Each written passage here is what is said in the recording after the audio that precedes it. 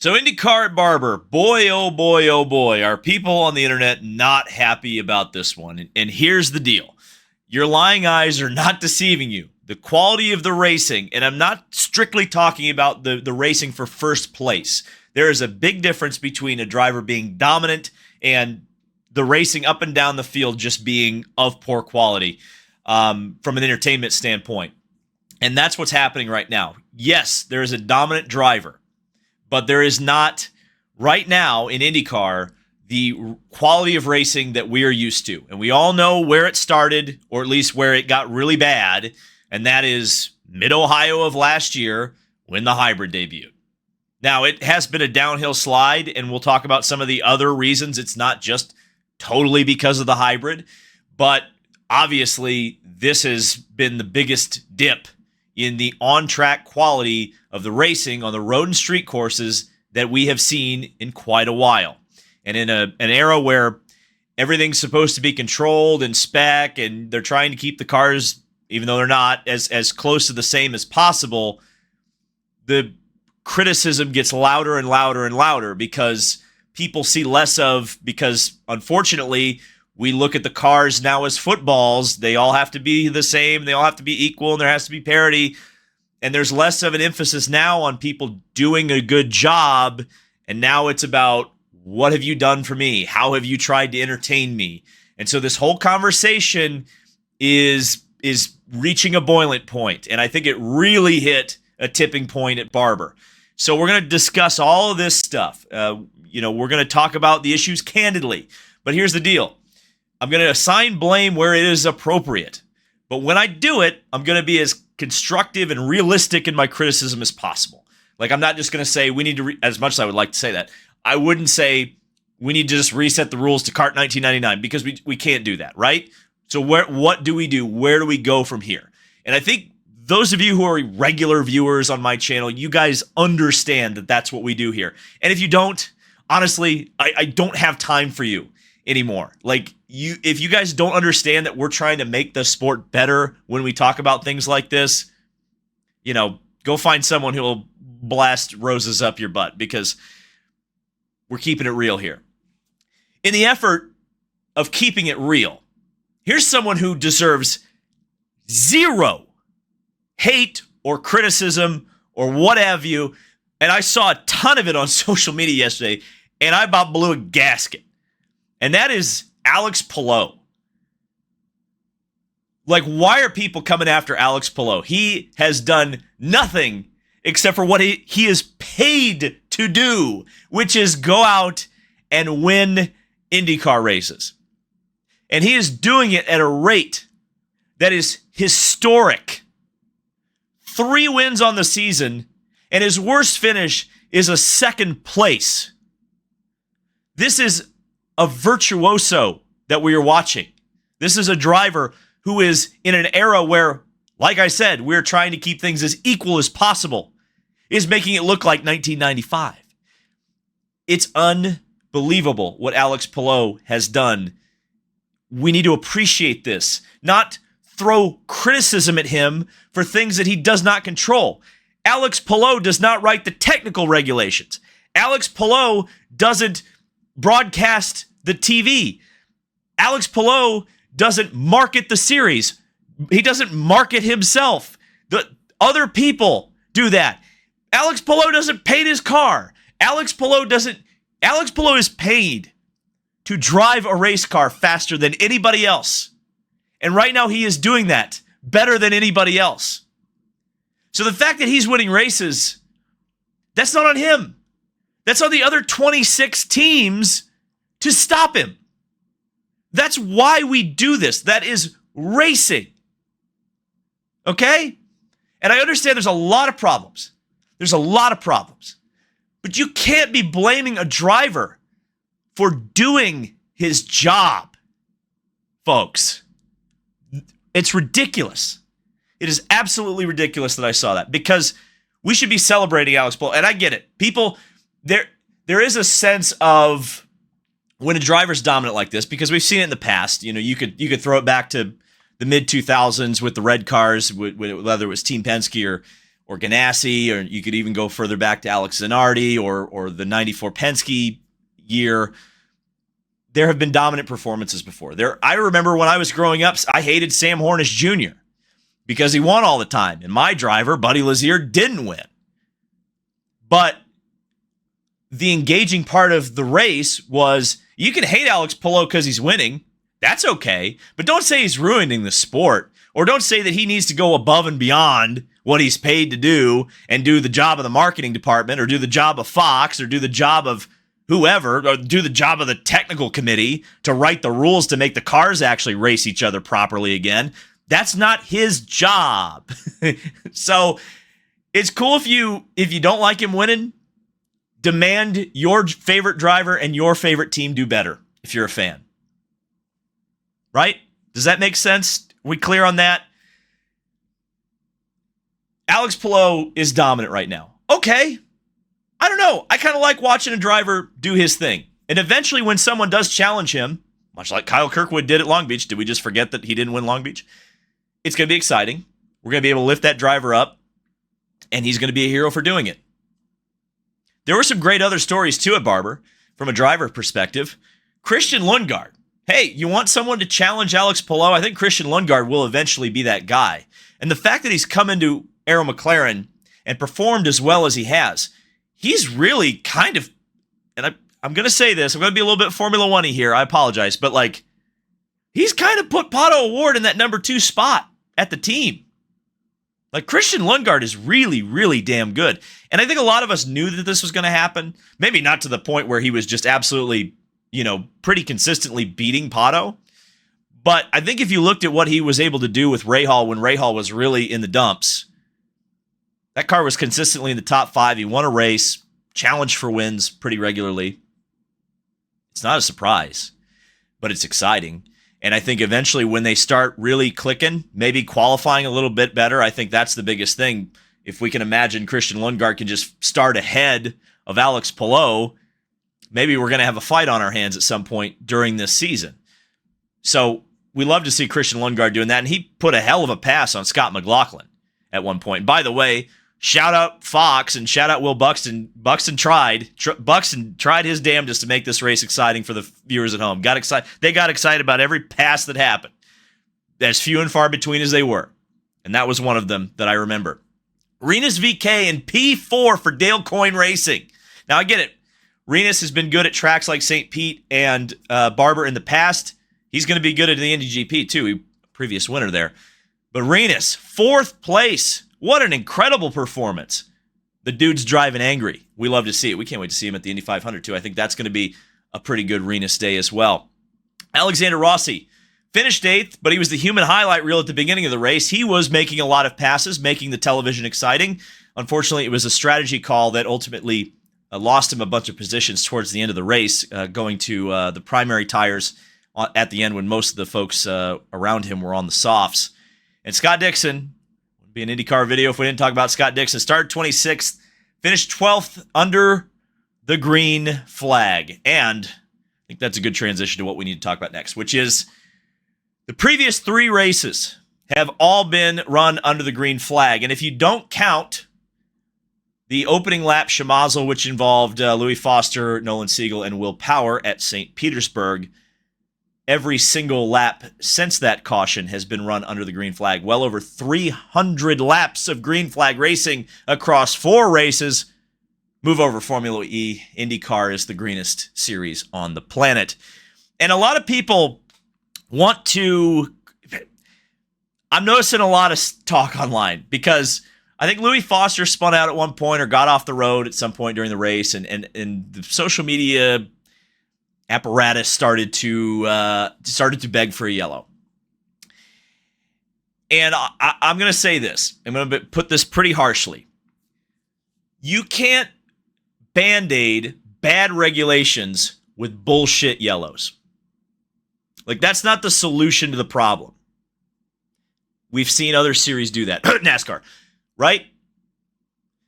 I wouldn't want to see IndyCar stoop to that level. They got close at the 2023 Indy 500. IndyCar doesn't need that. And I think credit where credit's due.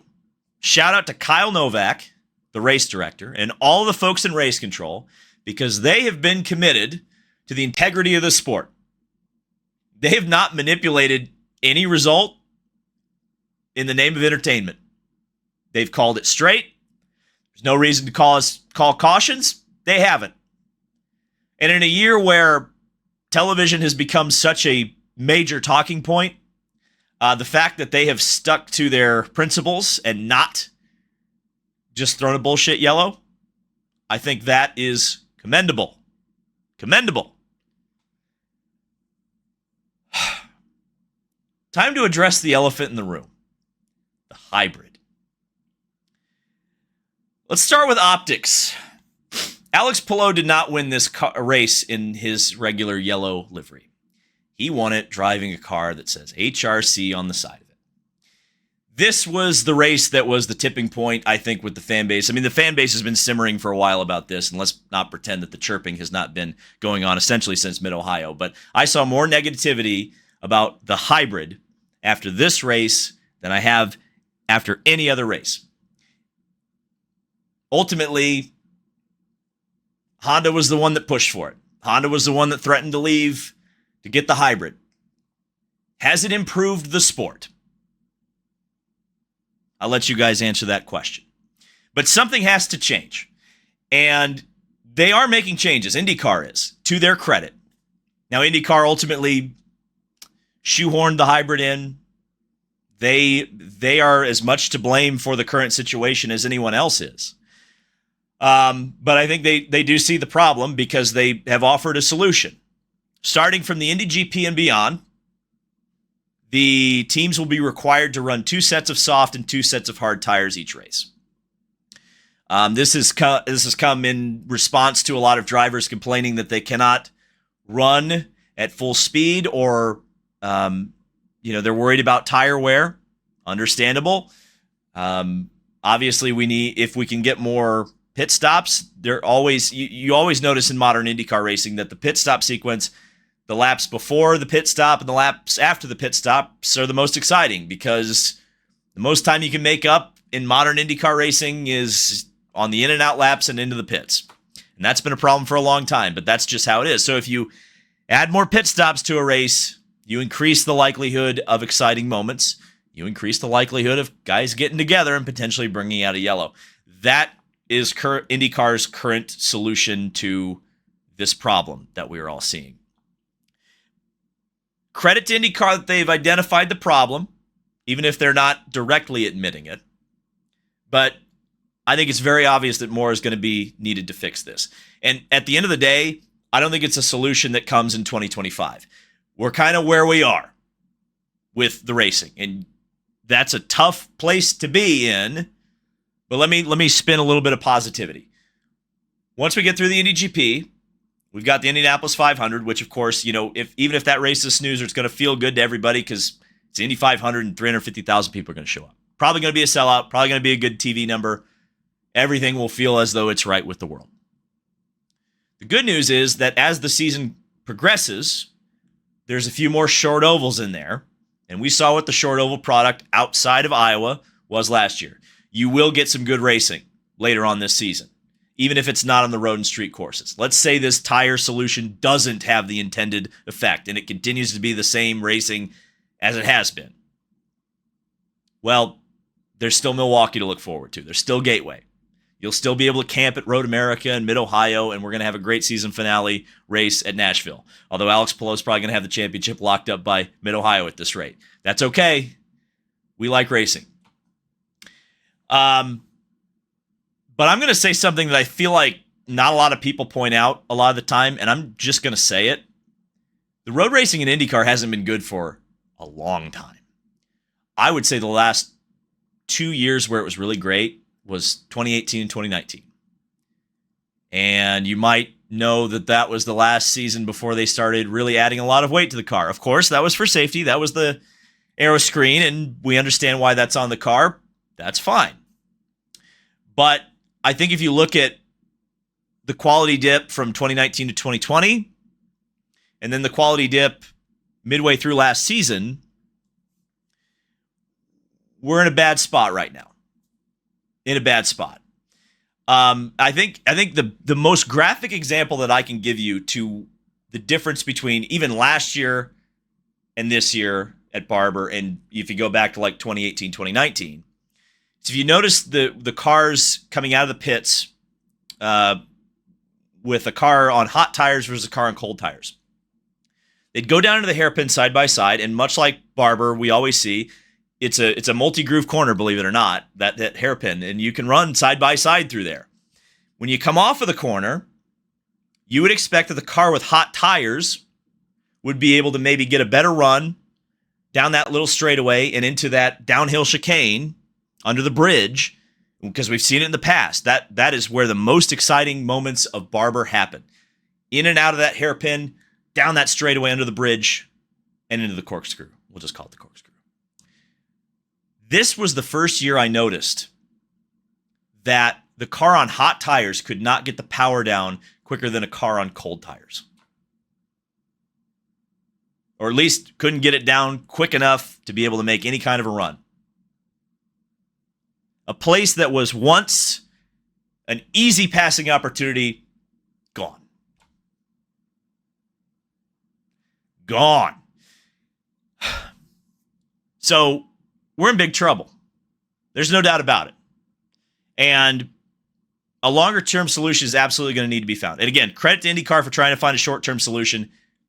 They see what we're seeing. We're not harping on them too hard. But I think the whole sport needs to come together here and find a solution, because it's important to find a solution right now. Especially because, I think the easiest solution, in hindsight's 2020, but it would be a new chassis. They probably should have done a new chassis when they did the aero screen, and they certainly should have done a new chassis when they had the hybrid, but they compromised on both of those things. They stitched those new elements to a car which is 10 plus years old in design. We can't look backwards. We got to look forwards. So what can be done? What can be done right now? Well, one of the things that IndyCar did do, a slightly longer term solution with the aero screen, is they lightened it.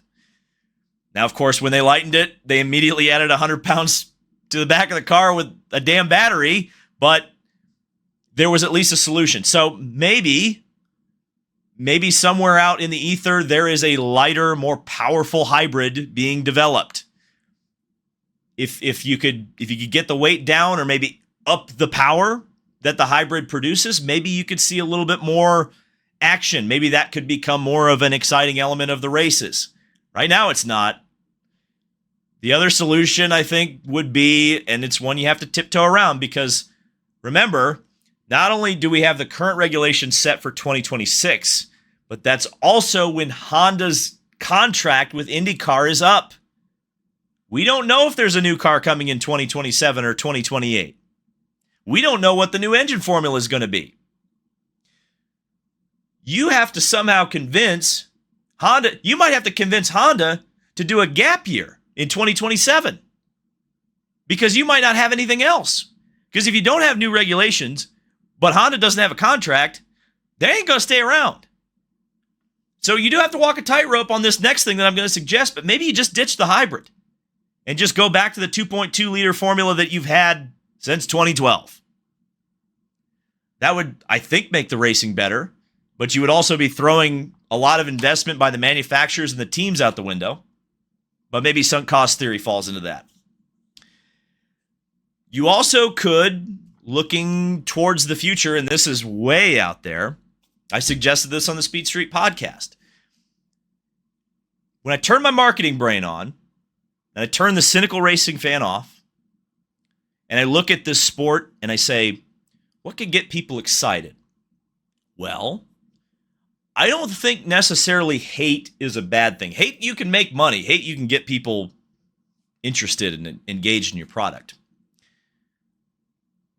Why not write a formula where you can have your cake and eat it too? Why don't we have hybrids racing non-hybrids? You could keep Honda around. They can run their technology that they want to run, but you're not required to run it.